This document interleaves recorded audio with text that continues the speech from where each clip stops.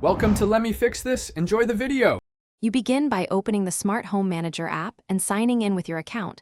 This ties devices to your profile so automations persist. Next, put the hub and each device into pairing mode. Follow lights or app prompts so the manager detects them. Once devices appear, assign clear names and rooms so voice commands and schedules work reliably. Make sure to accept firmware update prompts. These updates fix bugs and add features. If you use a guest network, keep devices on the primary LAN for full control. Once done naming, organize devices into rooms and groups to simplify commands and UI clutter. Then build automations.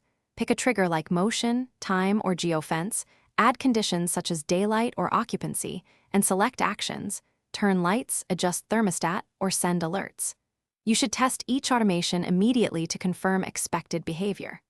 Make sure to set device priority for conflicting rules and enable energy-saving modes where available. This reduces load on the hub and avoids false triggers when multiple automations overlap.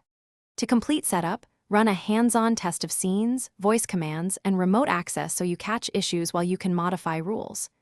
Back up your configuration and enable two-factor authentication to protect access. Schedule monthly firmware checks to stay updated. If something fails, start by rebooting the hub and the device, then repair the device. Check the manager's logs for error codes. One key troubleshooting tip: if repairing doesn't work, remove the device from the app, factory reset it, and then add it fresh. This often clears persistent pairing faults. Thanks for watching. If you found this helpful, don't forget to like and subscribe.